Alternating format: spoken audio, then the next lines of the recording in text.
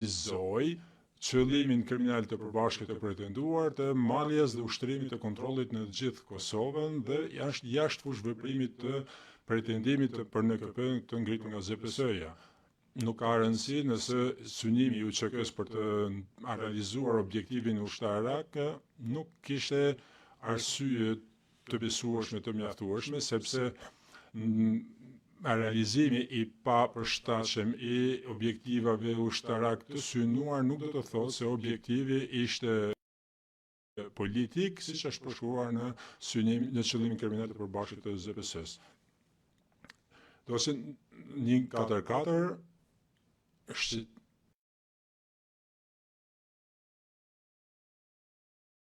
shqetësimet objektive të UÇK-s pasqyrohen në dokumentet bashkëkohore që mund të shihni në këtë. UÇK-ja e lejoi delegacionin që të hyjë në Qerez të flasë me njerëzit, ashtu siç kishin lejuar më parë delegacione parlamentare në zona të tjera.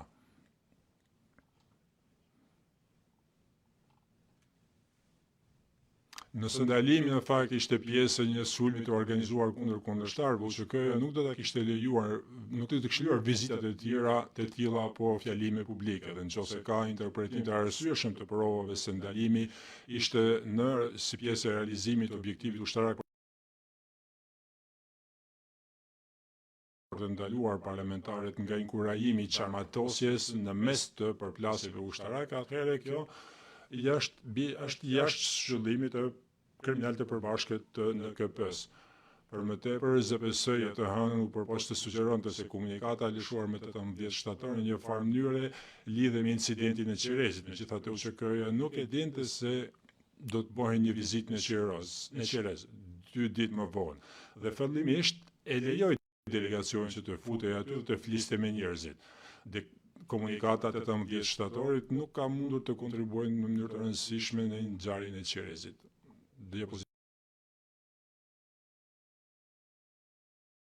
149. UÇK-ja nuk kishte ndërmarrë veprime kundër përfaqësuesve të LDK-s në Qerez përpara datës 20 shtator 98. Edhe këtu është e pabesueshme që UÇK-ja të ketë bërë një sulm të gjerë të shtrirë kundër kundërshtarëve politikë, ndërkohë që ka lënë të zhvillohen dhe të paprekur aktivitetet e LDK-s në aktivitetet vendore. Diapozitivi 150 kalojmë në rolin e Hashim Thaçit. Dedaj dëshmoi se nuk e ka parë Hashim Thaçin në Qerez fare. Xhashem, të vetmet figurat UÇK-s që dëshmitari 32 mundi të identifikojnë në Qerez ishin nga Nikoci dhe Sabit Geci. Dëshmitari 32 më vonë ndryshoi dëshminë e tij. Dëshmia e tij në vijim nuk është e besueshme. Dhe mund të shihni arsyet për këtë në këtë diapozitiv. Diapozitivi radhës mund të transmetohet për publikun. Dokumentet bashkëkohore konfirmojnë se veprimet e UÇK-s në Qerez janë drejtuar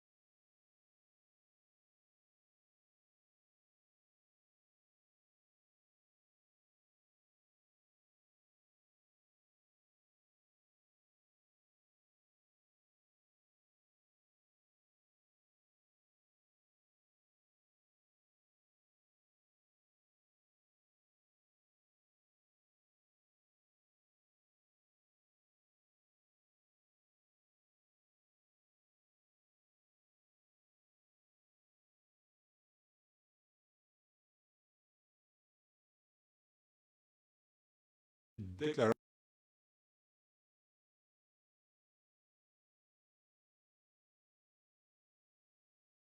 trajtuar në mënyrë të rëndë. Është në këtë video, shohim në këtë video të konferencës për shtyp të dedajt në 23 shtator. Kjo video tregon disa anëtar të delegacionit dhe konfirmon që nuk ka lëndime të dukshme pak orë pas lirimit të tyre. Edhe më e rëndësishme, ZPS-ja, me sa duket, nuk ishte në dijeni të videos së konferencës për shtyp përpara deklaratës hyrëse të mbrojtjes, që do thotë se ZPS-ja ngriti këto akuza pa shikuar videon e aso kohë për të vlerësuar besueshmërinë e deklaratës dhënë Uleksit nga Dedaj në 2014. Diapozitivi 56. Duke mos qenë në gjendje të kundërshtojë të vërtetën, siç e paraqet videoja e bërë në atë kohë, ZPS-ja në gjykim u propos që të shtrembroj këtë video duke pretenduar se ajo tregon mavijosje të Dedajt. Ne kemi pjesën relevante të deklaratave parashtimit të ZPS-s në këtë diapozitiv. Diapozitivi 57. Megjithatë, gjatë pyetjeve tona, ne vërtetuam se ajo që ZPS-ja përpiqej të paraqiste si mavijose ishte në fakt një hije nga ndriçimi për kamerat. Dhe pjesa relevante përkatëse e transkriptit gjendet në këtë diapozitiv lidhur me këtë pikë. Tani do t'ju lëshojmë një pjesë të shkurtër, fragment të shkurtër të kësaj videoje, prova materiale P00321 që vërteton këtë pikë. Edhe pse kemi audio, nuk kemi nevojë për përkthim për këtë pikë. Thank you. Slide 158. 158. Nëse fundmi në këtë diapozitiv, mund të shikohet krahasimi midis pjesës së videos që ka treguar ZPS-ja dëshmitari gjatë marrjes në pyetje dhe pjesës së vetë videos që i ka treguar mbrojtja gjatë marrjes në pyetje që ajo i ka bërë. Siç e tha vetë dëshmitari, video që ka treguar mbrojtjet, në fakt video që ka treguar mbrojtjet tregon se dora e tij ishte e bardhë si bora. Diapozitivi 159. ZPS-ja e di që kjo video diskrediton argumentet e saj lidhur me Qirezin, megjithë këto nuk ka thënë asnjë fjalë të vetme ZPS-ja lidhur me këtë video në dosjen e saj që përbëhet nga 870 faqe. Dhe nuk ka thënë asgjë edhe në parashtrimet përmbyllëse, pavarësisht asaj që ka thënë mbrojtja në deklaratën e saj përmbyllëse, as në pyetje që ka bërë zoti Gjergj Dedaj dhe pavarësisht faktit që ZPS-ja e ka vendosur, e ka paraqitur këtë video dhe si përpranim si provë materiale.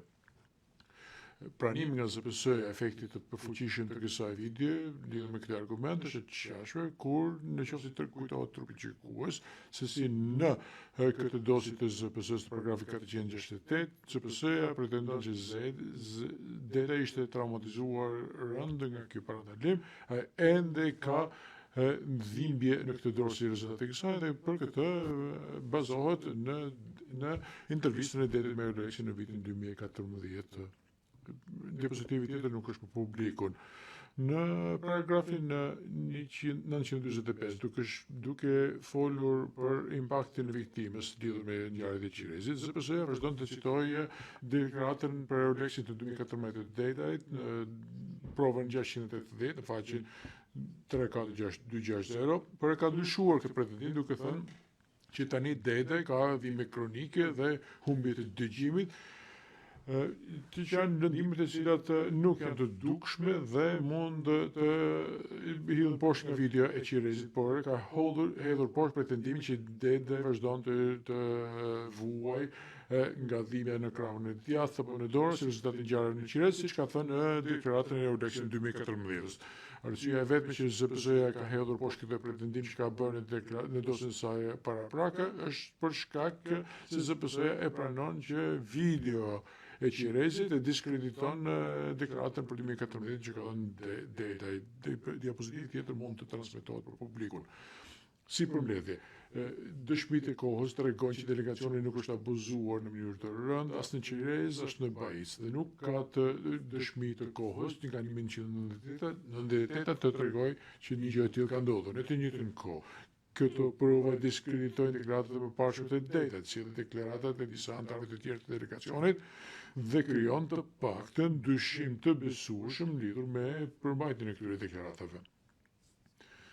Nga ana tjetër, ZPS-ja përpiqet që të i hedhë poshtë pranimet që ka bërë në gjykatë të detajs lidhur me faktin që deklarata e tij 2014 ishte fabrikuar, duke argumentuar ose që ka patur frikë të tregojë të vërtetën para trupit gjykues, apo që ka bërë ndarhyrje ndaj tij, pavarësisht se nuk është ngritur akuzë ndaj asnjë dëshmitari lidhur me këtë aspekt. Megjithatë, fakti që dete ka tërhequr deklarata e tij 2014 për Euleksin në provohet nga provat e kohës, përfshirë këtë video të Gjerezit, që se kam thënë e pranon Heshtazi edhe vetë ZPS-ja. Ai nuk është gjuajtur dhe goditur në turrin e tij, siç ka thënë deklarata e tij për Euleksin 2014, të cilën e pranon tani ZPS-ja. Tërheqja e kësaj deklarate në gjykatë është tani e provuar dhe ngre dyshim lidhur me vërtetësinë e deklaratës së tij 2014 për 2014. Megjithatë, këto dyshime të arsyeshme që dalin nga dokumentet e kohës dhe video nuk mund të Hag. Është më shumë më e qartë se këto deklarate kanë bërë këto deklarata të rreme kur kanë menduar që mund të përfitojnë politikisht për tyre, por nuk ishin në gjendje që të bënin këto deklarata të rreme kur janë marrë në pyetje si pjesë e kësaj çështje gjyqësore. Diapozitivi 163. Edhe në qoftë se në Bajic ka patur keq trajtim, ZPS-ja nuk ka treguar që këtë ta ketë drejtuar Hashim Thaçi. Përkundrazi, provat e kohës tregojnë edhe një herë që delegacioni ja ka vënë fajin Sabit Gecit.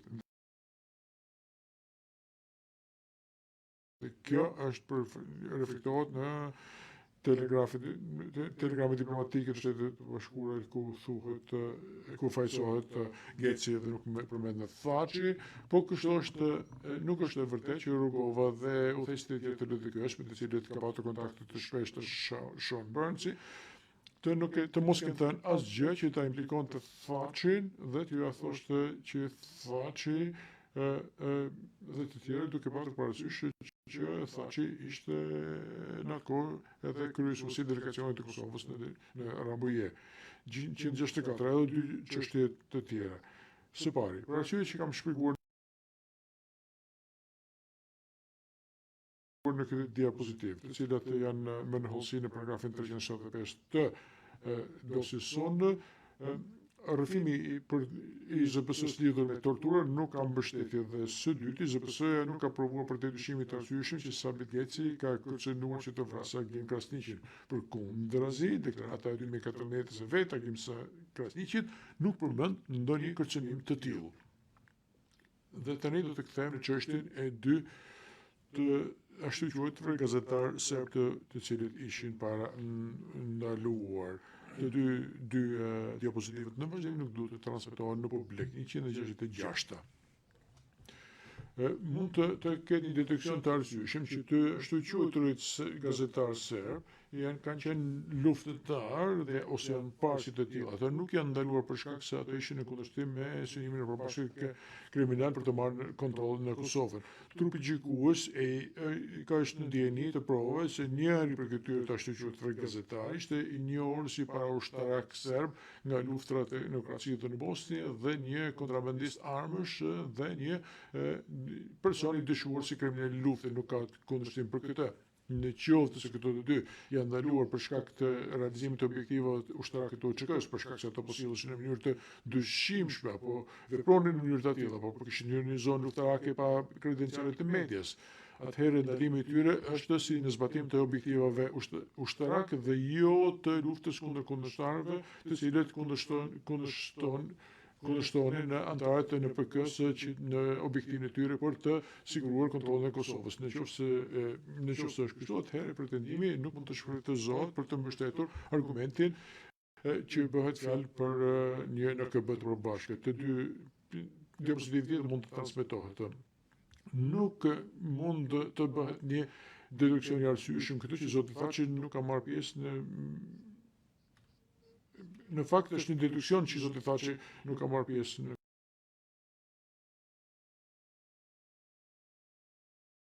këtë pyetje të personit.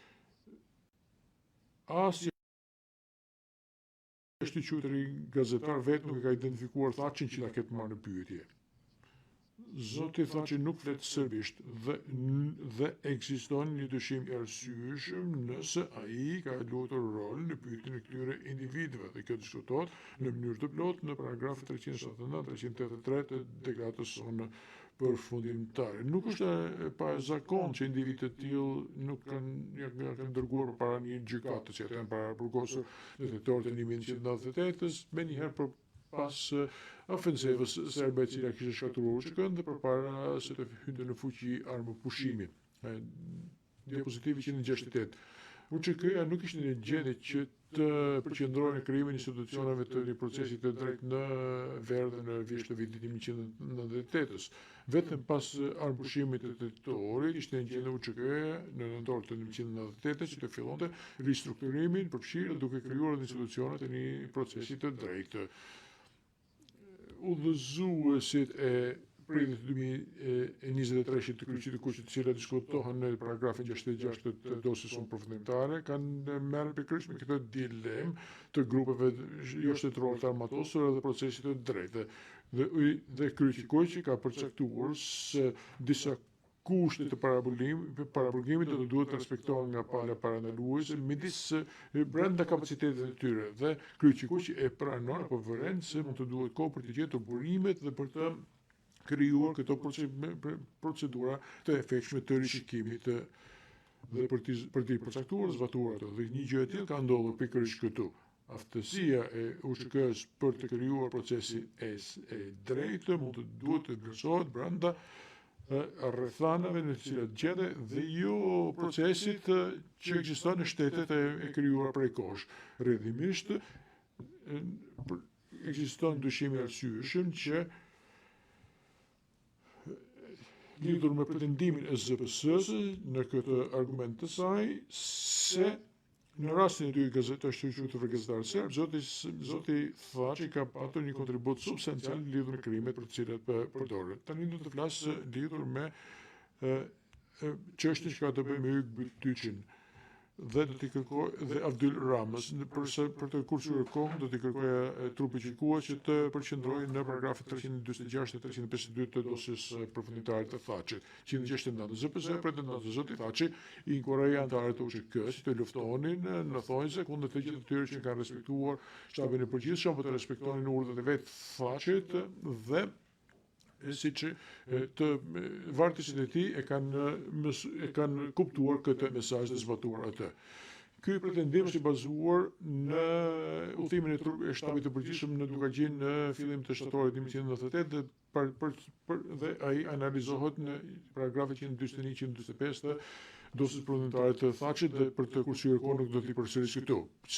Megjithë këtë, si përfundim, incidenti që ka të bëjë me Tahir Zemaj ishte provokuar nga Tahir Zemaj dhe ai përpjekje të Bukoshit për të shinistuar UÇK-n për të marrë kontrollin nga farkut e të gjithë Kosovës, kryesisht të zonës së Dukaqinit, dhe që zona e Dukaqinit të mbështesë të Rrugovën si negociator në bisedimet me ambasadorin Hill dhe jo Adem Demaçin që kishte qenë zgjedhja e shtabit të përgjithshëm.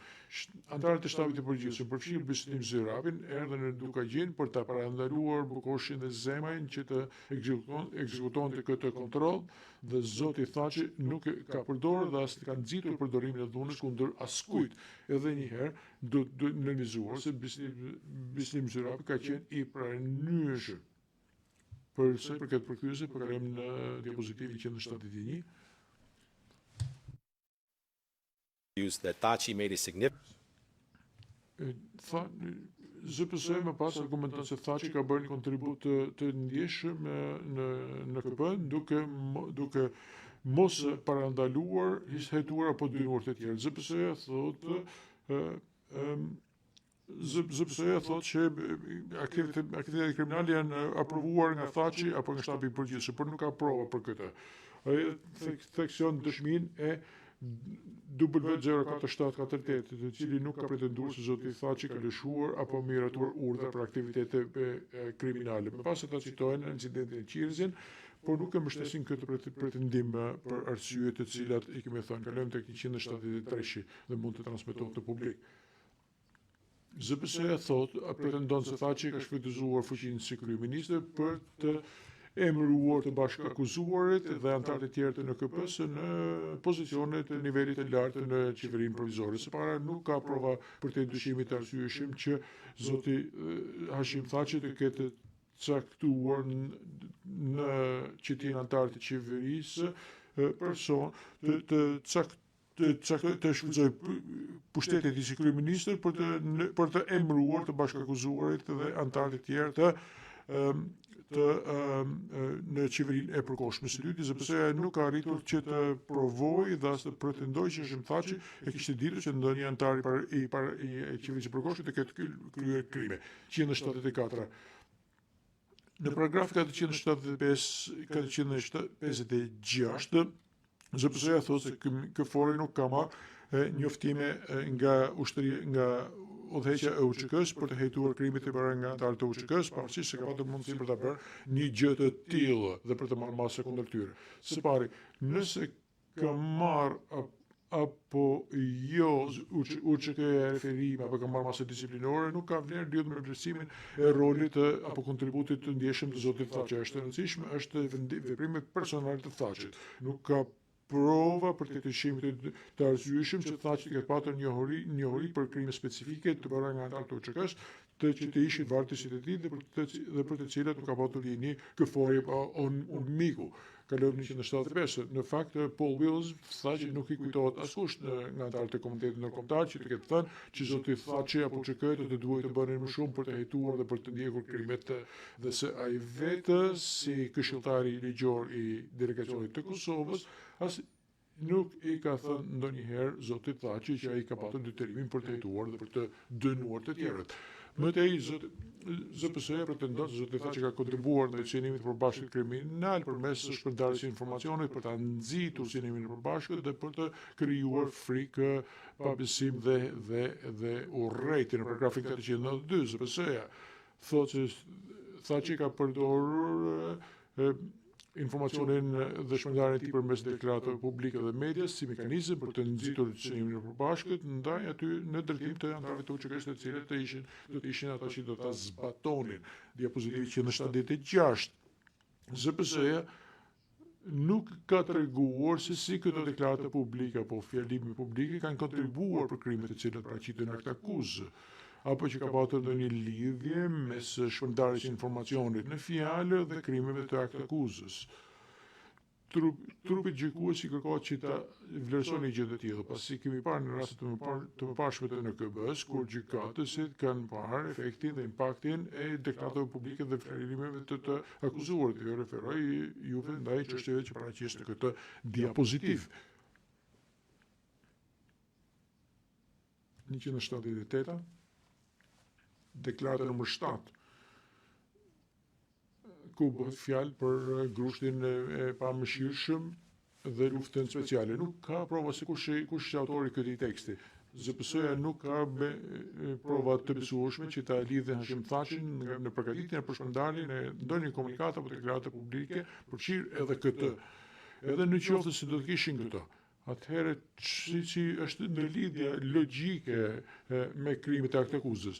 Çfarë provash janë parë që dikush e ka shkruar këtë deklaratën nga ana e UÇK-s dhe është inspiruar apo frymëzuar për të bërë krimet të cilat paraqiten në këtë akt akuzë. 179. ZPS-ja thotë që Thaçi ka vazhduar që të nxjisë, që të përmend që është një luftë speciale dhe aktivitetet të kundërshtarëve dhe si pjesë e masave parandaluese. Dhe këtu ato citojnë paraqitjen televizive të Thaçit në dorën e detetës, por nuk ka thënë asgjë për nxitjen e krimeve. Nuk ka ndonjë lidhje logjike me ndonjë krim. Dhe në rryrë e tij publike vjen menjëherë pas krimit të gjykatës ushtarake për të marrë me bashkëpunëtorët dhe urdhrin 149 të Zyrapit për t'i trajtuar në mënyrë të duhur civile, siç kam thënë më herët, edhe vetë ZPS-ja thotë që ka ardhur në kohën kur UÇK-ja donte që të shihej si një ushtri që ndërkombëtarisht si një ushtri që respektonte ligjin, nuk ka ndonjë lidhje logjike apo shkakore këtu apo ndjekje të kësaj politike. Më pas në 494-ën ZPS thotë që zoti Thaçi ka shfrytzuar autoritetin si kryeministër dhe ka përdorur autoritetin e tij duke shfrytëzuar burimet organizative në drejtim të nxitjes së synimit të përbashkët përmes medias.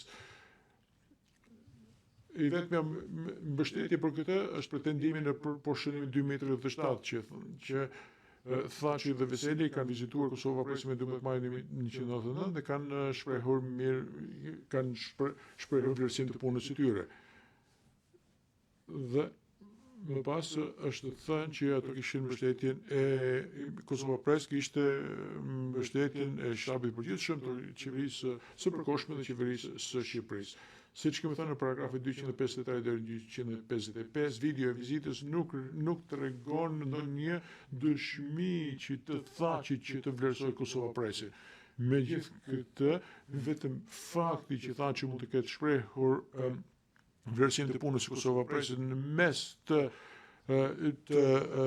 luftës pastimit etnik që bën të Serbia në Kosovë apo të autoritetit apo të fushatës bombarduese të NATO-s, kjo nuk është bazë për të konkluduar që Thaçi ka vazhduar të shfrytëzojë autoritetin për të luftuar kundërshtimin politik me luftë.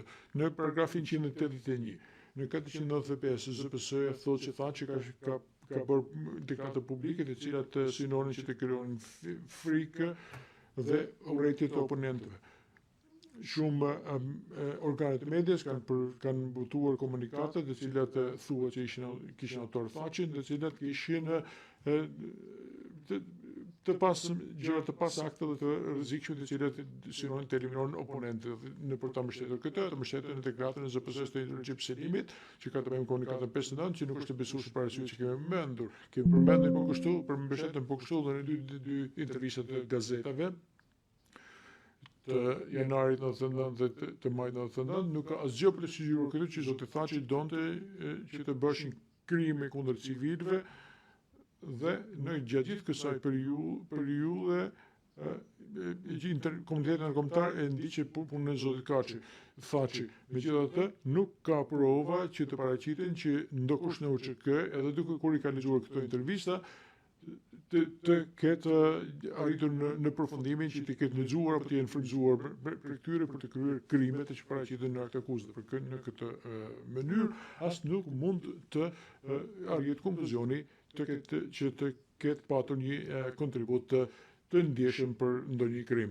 Në paragrafin 496 ZPS thotë që anëtarët e UÇK-s kanë kuptuar që deklaratët politike dhe komunikatet që Thaçi dhe të tjerë kanë nxjerrë janë shfrytzuar si udhëzime për fshirje në çështjen e paraburgimeve. Këtë ZPS citon urdhët e Remit për amnisti për të parandaluar që thotë që janë bazuar në komunikatet të UÇK-s, por siç kemi thënë gjatë marrjes së pyetjeve të Remit nga ai jonë dhe mund të shihni në diapozitiv, nuk ka komunikate të tilla të cilat të kërkojnë komandantët e zonave që të bëjnë amnisti, dhe ZPS nuk ka arritur të identifikojë ndonjë komunikat të tillë. Nëse ZPS nuk është në gjendje që të tregojë komunikatet të cilat i kërkojnë në Remit që të bëjnë amnisti, ZPS nuk mund të argumentojë dhe të thotë dhe citojë që anëtarët e UÇK-s kanë kuptuar përmes që deklaratat politike dhe komunikatat që Thaçi dhe të tjerë kanë nxitur janë shfrytzuar si udhëzime. Edhe një herë do të them se ZPS nuk ka prova të besueshme që thotë Thaçi të ketë patur rol në nxjerrjen e një deklaratë të vetme apo deklaratë të tilla. Në 182 tani, depozitivi 182. Në paragrafin 497 ZPS thotë se Thaçi ka drejtuar mesazhe ndërkombëtare, i cili ka mohuar, ka zvogluar politikën e shënjestrimit, ndërkohë që deklaratat e shtabit të përgjithshëm dhe komunikatet kanë vazhduar që ta propagandojnë këtë politikë brenda. Dhe një numër pyetjes dalin këto, si mund të që deklaratat e shtabit të përgjithshëm dhe komunikatet ta propagandojnë gjë të tilla në mënyrë të brendshme, ato ishin deklarata publike. Si mund të mos e shitin ndërkombëtarët atë të shqyrturin shënjestrimin e kundërshtarëve për krime, ndërkohë që në mënyrë të brendshme mund ta shihte UÇK-ja. si ka mundësi që Zyrapi nuk e ka deshifruar këtë dhe ta kuptonte se u kërkës për kërkoj përmes komunikatave që të luftonte kundërshtarët dhe të bënte krime lufte, të tre dispozitive në vazhdim nuk duhet të transmetohen në publik. Në paragrafin 498, ZPS-ja thotë që Thaçi nuk ka dërguar informacion që kishte lidhur me viktimat me qëllim që të pengonte hetimin hetimin dhe nga ana familjeve. Së pari, ZPS-ja nuk ka treguar që Hashim Thaçi ka patur informacion që nuk e kanë patur familjet. Së dyti, takimet e zotit Thaçi me familjet nuk janë pjesë e periudhës së akuzës dhe janë jashtë jurisdiksionit të kohor dhe nuk mund të shfrytëzohen si actus reas dhe për krimet të cilat paraqiten në këtë akt akuzë. 184. Ne vërejmë se kur pala mbrojtëse ka kundërshtuar pyetjen e anëtarëve të familjes me zotin Thaçi që bien jashtë periudhës së kësaj akt akuzë, ZPS-ja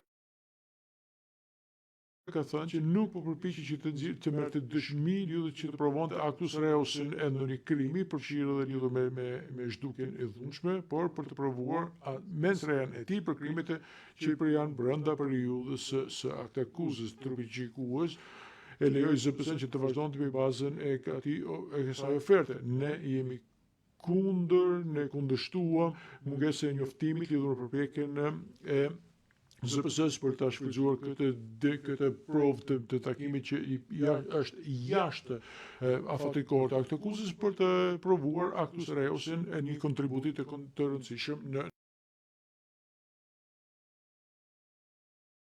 KB.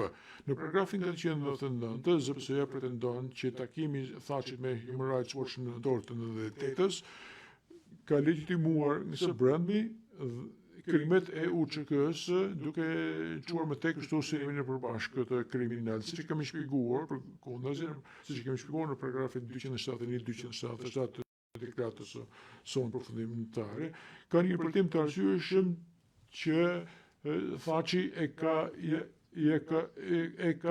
përçuar këtë informacion nga takimi me Human Rights Watch dhe Fred Abrahamsin dhe u krijuar një gjykatë ushtarake. Në të njëjtin muaj Zyrapi lëshoi urdhra për të ndaluar abuzimin e civilëve, të cilët ZPS-ja vetë pranon që ishte mundësi për të treguar ndërkombëtarët që ishin ushtri e disiplinuar. Shënimi 280 të ZPS-s është arsyeshme që të arrihet konkluzionin që Hashim Thaçi ka kaluar atë që kishte mësuar nga Fred Abrahams dhe kjo çoi në faktin që shtabi i përgjithshëm u përpoq që të përmirësonte zbatimin të shtetit ndërkombëtar.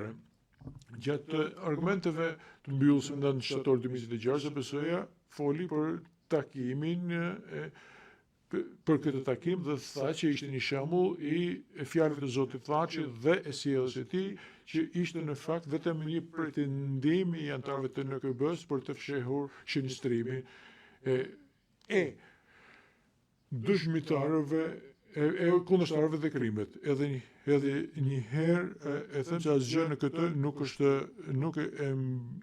nuk ka cituar transkriptin e dëshmisë së zotit Abraham që ta mbështesë këtë argument. Zoti Thaçi e ka thënë në mënyrë specifike, ka kërkuar zotit Abraham që kjo çështje për këtë çështje dhe gjykatësi Barte në fakt i ka pyetur zotin Abrahams pikërisht këtë pyetje, ai tha se nuk ishte në gjendje që të fliste lidhur me këtë takim, siç mund të shihet në diapozitivin 187 dhe 188.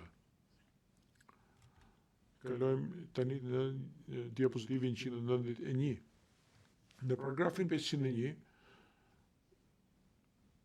është në faqen 100 të këtij dokumenti që të shfrytëzojnë për kthyesit. Në paragrafin 501, ZPS-ja pretendon që Thaçi drejtonte një këshill personal të personelit në Thojzë, që në fillim nuk ka asnjë pretendim në akt akuzë apo në dosjen parapraktik të ZPS-së që të pretendojë që Hashim Thaçi ka patur rol në lidhur me politikën e personelit të këshillit apo të një këshilli të drejtuar në këshill personal dhe jemi kundër mungesës së njoftimit lidhur me këtë, pasi nuk kemi mundësi për të kemi patur mundësi për të dëgjuar për këtë. Ne kemi për shembull eksploruar këtë me zotin Zirapi dhe i kemi dhënë dhe në qoftë se ZPS do na kishte njoftuar për këtë, do të kishim drejtuar këtë çështje. Këshilli i personelit është diskutuar në takimin janarit 1999, kur Hashim Thaçi nuk ka qenë në vend dhe nuk ka dëshmi që ndokush të ketë komunikuar me zotin Thaçi lidhur me vendime lidhur me personelin kur ishte ai jashtë. Organigrama e ZPS-së ka thotë që drejtoria e personelit është në varësi të Zyrapit. Në paragrafin 172-104 ZPS-ja thotë që përmes kësaj drejtorie, shtabi i përgjithshëm ka miratuar, konfirmuar, caktuar personat e besuar, të cilët kishin demonstruar besnikëri dhe angazhim ndaj synimit të përbashkët kriminal dhe kanë shkarkuar ato të cilët nuk kanë qenë pjesë e kësaj. 194. Atëherë si mund të zbatonte departamenti i personelit që mund të zbatonte një politikë të një synimit të përbashkët të kriminal kur ishte në Zyrapin dhe ZPS-ja thotë në paragrafin 1432 që ai nuk ishte në njëjtin rreth të brendshëm të shtabit të përgjithshëm të akuzuarit, nuk ishte mësuar nga anëtarët e tjerë të UÇK-s dhe këto janë faktorë të cilët bëjnë që të mos diskutohen çështjet e NKP-s pasi nuk i besojnë atij lidhur me politikën e luftës kundër kundërshtarëve. Në paragrafin 176, për shembull, u fol në paragrafin 176 se Haritja përmes personelit, drejtorisë së personelit, thot në shkurtën e marsit 99 së bashku me Besnim Zyrapin dhe Sali Veselin, ku janë mes të tjera kanë folur për luftën speciale. Si Zyrapi nuk ishte antar i NKB-s dhe nuk ishte djeni për synimin e përbashkët, si mund të kishte ndodhur një gjë e tillë atëherë? Vazhdojmë me diapozitivin 197. Është një diapozitiv që nuk duhet të paraqitet për publikun. Mëtej, ZPS-ja vazhdon të i referohet incidentit Tahir Zemaj, duke thënë që kjo ishte provë e aftësisë së Thaçit për të zbatuar vendimin e shtabit përgjithshëm për zëvendësuar zemrën me Haradinajin. Megjithatë, sikurse e kemi shpjeguar në dosjen tonë, dëshmia ishte që Ramush Haradinaj kishte dhënë vendin e tij Zemajt në mënyrë vullnetare dhe në fund fare ishte vendim i Haradinajt nëse do kthehej në të njëjtin pozicion apo jo. Dhe pa diskutim që nuk ishte vendim i Hashim Thaçit. Dhe Haradinaj e mori këtë pozicion përsëri. Haradinaj nuk varet nga askush. Në qoftë se mund të përdor një analogji të sportit, Ramush Haradinaj ishte një lojtar futbolli i lirë dhe ishte ai i cili vendoste me kë ekip të shkonte. Dhe në fund fare ishte vetë ai i cili vendosi që të ishte pjesë e ekipit të shtabit përgjithshëm. Vazhdojmë me diapozitivin e radhës. Dëshmitari 01493 ka hedhur poshtë në mënyrë të drejtë për drejtë argumentin e ZPS-s. Ai ka bërë të qartë që as zoti Thaçi as kush tjetër në shtabin e përgjithshëm nuk kishte autoritet të merrte vendimin nëse do zëvendësoj zemra apo jo, dhe që në fund ishte Haradinaj ai që kishte kompetencën të bënte vendimin përfundimtar apo të merrte vendimin përfundimtar. Këtë mund ta shikoni në diapozitivin e radhës. Ndërkohë vijmë me diapozitivin e radhës, që është diapozitivi 200 që mund të paraqitet për publikun. Ekziston pretendime që zoti Thaçi dhe shtabi i përgjithshëm në mënyrë kolektive siguruan që kishte mbështetje logjistike për nevojat e vargëve të UÇK-s, përfshirë këtu edhe nevojat për drejtimin e qendrave të ndalimit. Po ashtu, prokuroria i referohet intervistës së Zyrapit të dhënë për ZPS-n, ku ai thotë që shtabi i përgjithshëm ka dhënë mbështetje logjistike për krijimin e qendrave të ndalimit, por kjo duket të ketë ndodhur pas ristrukturimit. Ajo është fare rëndësishme që nuk ka asnjë provë që citon që Hashim Thaçi personalisht ka dhënë mbështetje logjistike. Zyrapi ka dhënë mbështetje logjistike, por nuk është në NKP sipas ZPS-s, ndërkohë që Thaçi nuk ka qenë fare i përfshirë në mbështetjen logjistike, por sipas ZPS-s sërish ai ishte pjesë në NPK-s. Sipas ZPS-s, Thaçi ka dhënë armë dhe sipas ZPS-s përsëri këto janë dhënë vetëm me mbështetje të shtabit përgjithshëm, ndërkohë që nuk ekzistojnë prova absolutisht për të siguruar që ishin dhënë urdhra për furnizimin me armë të urdhëruar nga Thaçi, nga Selimi Veseli apo Krasniqi. Nuk ekzistojnë prova, po ashtu që Thaçi ishte i vetëdijshëm apo ishte i informuar që armët do të përdoreshin për të mbështetur qëllime të përbashkët kriminal të pretenduar. Më pas thuhet që zoti Thaçi ka luajtur një rol të rëndësishëm përmes koordinimit dhe ndërlidhjes ndërmjet anëtarëve të NKP-s dhe instrumenteve në dispozicion. Do me thënë kjo është një seksion cilin unë i kam vënë titullin faj përmes asocimit. Për shembull, thuhet që Thaçi ka vizituar La Ibrahimaj në Jablanic, ndërkohë që nuk jepet asnjë koment tjetër. Nuk ka asnjë pretendim dhe nuk ka asnjë fakt që thuhet që zoti Thaçi dinte për krimet në Jablanic, ndërkohë zoti Haradinaj ishte pjesë e zonës ku pretendoi që të ketë ndodhur krimi, po ndërkohë nuk kemi asnjë akuzë për antarësim në NKP të tij. Ndërkohë më pas ZPS-ja pretendon që për të siguruar qëllimin e përbashkët kriminal, zoti Thaçi ka vizituar dhe është lidhur La Ibrahimaj dhe është takuar gjithashtu me zyrtarë të lartë në helikopter, Renic, Malishev e të tjerë, duke manifestuar rolin e tij për të pasur kontroll.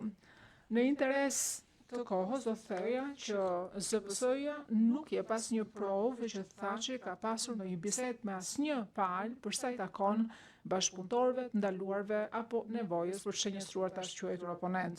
ZPS-ja nuk jep asnjë provë që deklaron që zoti Thaçi ka kontaktuar me ndonjë nga këtyre personat në këto vende. Dhe përsëri më duhet ta theksoj faktin që Zyrapi ka qenë i pranishëm në shumë prej këtyre takimeve. Tani do trajtoj temën tjetër, që është tema e komandës së zotit Thaçi. Sikur se kemi thënë në dosjen tonë, ne i qëndrojmë pozicionit tonë që ZPS-ja nuk ka provuar asnjë prej elementeve të përgjegjësisë komanduese që do ta bënte zotin Thaçi përgjegjës. Dëshirojmë që theksojmë disa pika të tjera shtesë, të cilat rrjedhin nga dokumentet e ZPS-s, përkatësisht nga dosja e saj dhe nga deklarata përmbyllëse. Diapozitivi 204. Besoj që ju kujtohet që dëgjua zotin Tiger të diskutonte për rastin e Belacerve. You see the slide. Megjithatë, besoj dhe për qenë më konkret bëhet fjalë në diapozitivin 205 të dosjes së ZPS-s, ku thuhet që zoti Thaçi dhe zoti Veseli kanë qenë vetë në këtë vend në datë 17 qershor 1998 në Gurin e Bardh. It's slide. Same slide. Vazhdojmë mëtej në të njëjtën diapozitiv. Në poshënimin 1653, ZPS-ja i referohet zhdukjes së personave që punonin në minjer, ndërkohë që sipas artikujve të gazetës kjo nuk ka ndodhur deri më datë 22 qershor. Kështu që nuk e kuptojmë pse ku do të dalë ZPS-ja, ndërkohë që thotë që zoti Thaçi dhe zoti Veseli kanë qenë atje, ndërkohë që krimi ka ndodhur 5 ditë pasi kanë qenë ata të dy atje.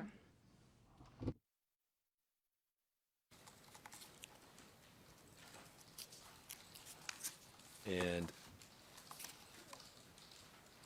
the SPO then went on to discuss Mëtej, ZPS-ja diskuton një takim midis Thaçit dhe Veselit me ndërkombëtarët në pasojat e sulmit të Ravecit. Në përmbledhje dëshiroj të them që edhe në këtë rast ZPS-ja injoron dëshmitë e dhëna këtu në sallën e gjyqit, në veçanti dëshminë e dëshmitarit zoti Kikërt. Ai ka thënë përpara trupit gjykues që nuk i kujtohet nëse ka pasur ndonjë diskutim lidhur me konventat e Gjenevës, ndërkohë që një proces verbal i asaj kohe nuk përmend fare diskutime të kësaj natyre apo konventat e Gjenevës. Vjojmë me diapozitivin e radhës, që është diapozitivi 209, roli i zotit Haçi si kryeministër i qeverisë përkohshme. Për proces verbal dëshiroj të them që nuk ka pretendim nga SPS-ja në dosjen e vet që ka prova të Recep Selimit që i ka raportuar Hashim Thaçit apo që ka marrë urdhra prej zotit Hashim Thaçi si ministër i rendit publik, si dhe nuk ka pretendime që Selimi si ministër ka qenë vartës i Thaçës gjatë periudhës së qeverisë së përkohshme apo në ndonjë periudhë tjetër. Në diapozitivin 211 ZPS-ja pretendon që në paragrafin 298 Thaçi ka emëruar Selimin. Megjithatë, citimet që jep ZPS-ja në poshënimin 1230 nuk demonstrojnë shprehimi që Thaçi personalisht e ka emëruar atë. Ndërkohë që ZPS-ja nuk jep asnjë provë të asnjë takimi të qeverisë përkohshme në verën e vitit 1999. Dhe në fund, diapozitivi 214 ZPS-ja nuk bën asnjë pohim që Hashim Thaçi ka qenë aktualisht komandant. Nuk ka asnjë provë të urdhrave të dhëna prej tij apo raportime të bëra prej tij, nuk ka prova të asnjë raporti që ai i ka dhënë asnjë linje policie, qoftë ajo Ministria e Rendit Publik ose ushtri, dhe nuk ka asnjë provë të mundshme që tregon që ai ka dhënë urdhra për ndonjërin prej këtyre institucioneve. Të nderuar gjykatës, tani dëshiroj që t'ia fjalën zonjës Tavakoli, ndërkohë që unë do të vazhdoj me pjesën tjetër të prezantimit tim gjatë pasdites. Gjykatës Smith, zonja Tavakoli, kurdo që t'jeni gati mund të filloni. Thank you. The prosecution's case. Faleminderit. Sipas prokurorisë, qeveria e përkohshme ka qenë një prej strukturave dhe mekanizmave të kompetencës së krijuara, të zbatuara dhe ose të kontrolluara nga të akuzuarit për të avancuar qëllimin e përbashkët kriminal. Sipas prokurorisë, ai ishte një mjet për të ekzekutuar dhe për të realizuar planin e tyre të përbashkët kriminal. Ekzistojnë 3 faktorë që krijojnë dyshim të arsyeshëm që kjo nuk ka qenë asnjëherë qëllimi i tyre. Këto faktorë janë përbërja shumë politike, mbështetja e ndërkombëtarëve, si dhe realiteti që ai nuk mund të ishte asnjëherë një mekanizëm pushteti në një vend të tillë. Tani dua të them atë që çfarë u tha edhe më herë gjatë prezantimit të ditës së sotme, që qeveria e përkohshme e Kosovës ishte një qeveri shumë partijake dhe që prej fillimit ishte e krijuar si e tillë. Sikur se parashtrohet në paragrafin 25 të dosjes tonë, krijimi i tij është mbështetur prej Shteteve të Bashkuara, Mbretërisë Madhe si dhe shtete të tjera europiane si mënyrë për të unifikuar shqiptarët e Kosovës. Kjo mbështetje ndërkombëtare në vetvete ngre dyshim të arsyeshëm që ajo është krijuar si një shtys për të ekzekutuar një plan të përbashkët kriminal për të akuzuarit për të marrë kontrollin mbi Kosovën. Në përjashtim të rastit kur sigurisht që ZPS-ja mbase mund të pretendojë që Shtetet e Bashkuara, Mbretëria e Bashkuar dhe Europa ishin mbështetëse të një plani të tillë kriminal, ose apo thot ZPS-ja që po bëhet fjalë për një dështim masiv të diplomatët europian dhe shërbimeve të inteligjencës europiane, të cilët nuk e kuptuan kurrë asnjëherë që ky ishte qëllimi i vërtet. Si është e mundur që klienti ynë që në atë kohë ishte 29 vjeç vetëm të ketë gënjur të gjitha ata. Tani le kalojmë në dosjen tonë paragrafët 564-566. Sipas kësaj, qeveria e përkohshme gjithmonë ka qenë një prej përpjekjeve aspiruese. Dhe i ashtu quajtur qeveri nuk mund të drejtonte një vend që nuk ekzistonte. Në rezolutën e Kombeve të Bashkuara të 1244, sikurse e dim, pra kjo rezolutë ka vendosur të ardhmen e Kosovës nën UNIKun, gjë e cila ka çmendosur fatin e Kosovës që për asaj kohe. the specific actions Tani le t'i kthehem veprimeve konkrete të Hashim Thaçit, që sipas ZPS-s Hashim Thaçi ka bërë një kontribut domethënës sa i takon NKP-s. Së pari duke u bërë kryeministër. Së dyti, në këtë rol të tij duke bërë emrime politike dhe duke miratuar ligje. Së treti, duke kontestuar autoritetin e UNIK-ut sipas rezolutës 1244, duke vendosur epërsinë e qeverisë përkohshme të Kosovës. Dhe së fundi, duke qenë i informuar për krimet e kryera në verën e vitit 1999, por duke mos i parandaluar apo ndëshkuar krimet e bëra. Thaçi ka mbajtur pozicionin e kryeministrit, por çfarë kompetence reale kishte ai në atë pozicion në mënyrë të tillë që të realizonte një plan të përbashkët për të pasur kontroll mbi Kosovën në një situatë kur komuniteti ndërkombëtar as nuk e njihte fare një pozicion të tillë. Ai nuk mund dërgonte as edhe një letër UNIK-ut në atë rol që kishte si kryeministër, sepse këto letra ata ja kanë kthyer mbi bazën e një politike zyrtare. Dhe këtë mund ta gjeni më konkretisht në provën 1-2-0-0-3-6-1. Ai nuk mund në shkruante asnjë angazhim domethënës detyrues për kosovarët në rolin e tij si kryeministër. Siç ka dëshmuar John Duncan këtu përpara jush, ai nuk mund ta nënshkronte marrëveshjen për demilitarizimin e UÇK-s duke përdorur titullin e kryeministrit, pasi fuqitë e aleancës nuk e pranonin këtë sepse ato nuk ishin të gatshëm që ta njihnin Kosovën dhe sigurisht nuk ishin të gatshëm që të pranonin Hashim Thaçin si udhëheqës së Kosovës. Në realitet, ky ishte thjesht një titull, një ofiq për një shtet që nuk ekzistonte fare. Nuk ishte një shtysë përmes së cilës NKP-ja mund të zbatohej.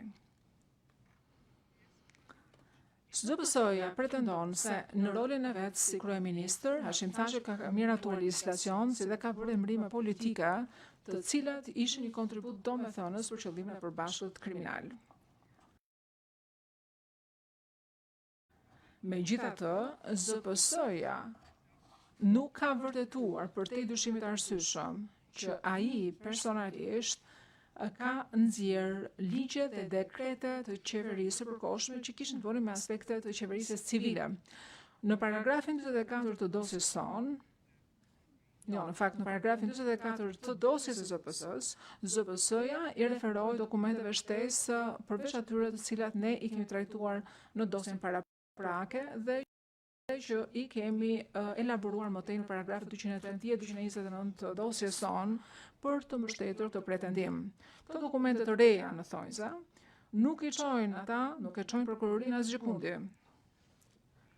Asnjë prej dekreteve apo dokumentet të tjera të lidhura të qeverisë përkohshme nuk është nënshkruar nga Hashim Thaçi dhe në këto dokumente as nuk përmendet fare ai. Asnjë prej raporteve nga organizata ndërkombëtare që lidhen me qeverinë e përkohshme dhe që kanë të bëjnë me vendosjen e taksave të tatimeve, nuk e përmendin Hashim Thaçin dhe nuk kanë kombëtar të besueshëm që kanë qenë në terren në atë kohë e që kanë thënë që qeveria e përkohshme asnjëherë nuk ka qenë një qeveri tërësisht funksionale. Kështu që çdo përpjekje e pretenduar për ta bërë këtë qeveri të tillë nuk mbeten fare reale dhe janë thjesht aspirata. Tani do të kaloj tek pjesa e emrimeve. Nuk do futem në hollësi pasi zoti Miseti e përmendi këtë. Megjithatë, përsa i takon masës që kemi pretendime për emrime të reja për fshirtura Krasniqin dhe të tjerët, dëshiroj të them që neve mbështetim me të njëjtën bazë provash për të arzuar këtë pretendim, që emrimet e përfshira dhe të bëra sipas provës P00813, sipas paragrafit 208 deri në 209, janë të pabazuara.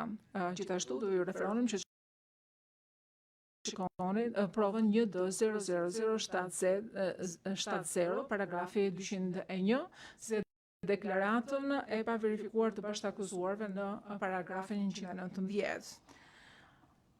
Në çdo rast, pavarësisht konstatimit që do të bëni ju të nderuar gjykatës, sa i takon emërimit të emërimeve në fjalë, prokuroria nuk ka vërtetuar përtej dyshimit të arsyeshëm. Domethënë, me fjalë të tjera, nuk ka dëshmuar që ka pasur raportime ose urdhra të dhëna nga Thaçi për personat e emëruar se nga e kundërta. Pretendimi i ZPS-s që Thaçi ka emëruar kryetarët e komunave është po ashtu i pa bazuar. Nuk ka fare prova, thjesht bëhet fjalë për fjalë që qarkullonin të individëve që thonin që ishin të emëruar prej Thaçit. Megjithatë, nderuar gjykatës, edhe në qoftë se argumenti i ZPS-s që duhet bindur ju, nuk di se ku do dalë ZPS-ja me këtë, sepse këto emërime në vetvete nuk është se ishin vepra ose aspekte kriminale. Pavarësisht kësaj, deri në masën që ekzistonte një përpjekje nga qeveria e përkohshme për të krijuar një soi qeveria, qoftë kjo përmes hartimit ose miratimit legjislacionit, apo qoftë kjo përmes emërimit të politikanëve kombëtar lokal ose kombëtar, gjithsesi kjo është një mundësi e arsyeshme për të krijuar një lloj administrate civile pas kolapsit të tërë të shërbimeve bazike kur u larguan serbët, dhe nuk është fare asnjë lloj përpjekje për të pasur kontroll mbi vendin. Fakti është që kjo gjykatë ka dëgjuar dëshmi të gjërësishme nga ndërkombëtarët, disa prej cilëve unë do t'i përmend në këtë diapozitiv. Përfshirë John Duncan, dëshmitarin në 02135, 012161, dhe kur lufta përfundoi dhe popullata serbe u largua kryesisht nga Kosova, strukturat qeveritare u kolapsuan tërësisht sepse ato kryesisht predominoshin prej serbëve. Në këtë realitet është mundësi e arsyeshme që shqiptarët e Kosovës, përfshirë këtu edhe ata që ishin pjesë e qeverisë përkohshme dhe të UÇK-s, të përpiqeshin që shoqëria të fillonte të punonte sërish. Ajo çfarë ka ndodhur është që dëshmitari 02161 dëshmoi dhe tha që UÇK-ja u mundua që gjente shqiptarë që të ushtronin shërbimet bazë, shërbimet energjisë elektrike, të ujësisë, analizimeve, shërbime të tjera bazike, pasi pas kohës largimit të serbëve nuk mbeti asgjë që funksiononte. Tani mbjoni që t'i kthehem pretendimeve që Hashim Thaçi ka kontestuar autoritetin e UNMIK-ut. Ne nuk e mohojmë, ashtu siç takon vej, se në ditët e para të misionit të UNMIK-ut, Hashim Thaçi garoi për ndikim me UNMIK-un dhe mundua që të krijonte një rol për qeverinë e përkohshme sa i takon qeverisë së Kosovës, por në fund ai ju drejtua bashkëpunimit me UNMIK-un. Është e rëndësishme gjithashtu që të kujtohet që të paktën ka pasur 3 qeveri në thonjza në Kosovë në atë kohë. Ishte qeveria e përkohshme e Kosovës, qeveria e Bukoshit dhe ishte zyra e qeverisë serbe ose jugoslave në Prishtinë. Asnjëra për këtyre qeverive nuk ishte ligjore në përputhje me rezolutën 1244. Por ZPS-ja nuk pretendon që 2 qeveritë e tjera ishin mjet i NKP-s, por thonë që LDK-ja ishte thjesht viktimë e NPK-s së qeverisë përkohshme. Në bazë të rezolutës 1244, UNMIK-u e ka drejtuar Kosovën, kështu që çdo përpjekje nga Thaçi për të fituar kontroll dhe kompetencë, donte të thoshte që ai këtë kompetencë duhet ja merrte UNMIK-ut, i cili e kishte marrë këtë kompetencë dhe autoritet prej Këshillit të Sigurimit të Kombeve të Bashkuara. Dëshmia e diplomatit veteran amerikan Joe Covey, që ka qenë zëvendës drejtues i UNMIK-ut, e ka thënë qartë që ky nuk ka qenë asnjëherë synimi i Hashim Thaqit dhe vetëm kjo ngre dyshimin e arsyeshëm që marrja e kontrollit nuk ka qenë fare synim i tij. Edhe pse në ditët e para të administratës vet ai ka konkuruar me unikun për autoritet. Në fakt, ashtu siç dëshmohet edhe përmes këtij diapozitivi, Kovej dha dëshmi që ai së bashku me Bernard Kushnerin, kur janë vendosur, kishin dekada përvoja në këtë fushë. Dhe sigurisht që ata e prisnin që kishte një lloj kontestimi, një lloj kundërshtimi fillestar të unikut për të parë se kush ishte në gjendje që bënte administrimin e vendit. Dhe në këtë aspekt, Thaçi i përmbushi përshmëritë e tyre. Dhe sipas fjalëve të Conwayt, ai fillimisht u përpoq që të legjitimizonte pretendimet e qeverisë së Kosovës për administrimin e Kosovës në kundërshtim të plot me mandatin e rezolutës së Këshillit të Sigurimit, përpara se sa të kuptonte që interesat e tij shërbeheshin më mirë nëse do të bashkëpunonte me unikun.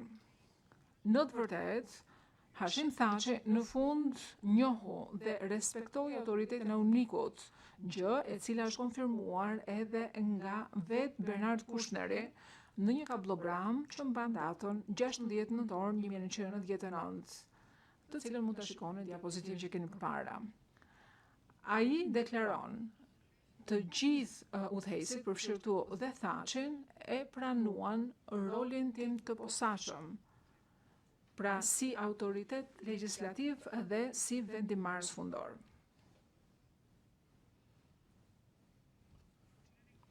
Tani le të kthehemi te ditët e para, ditët e hershme të mandatit të unikut. Kovej nuk ishte i befasuar nga mënyra se si Thaçi fillimisht konkuroi me mandatin e unikun.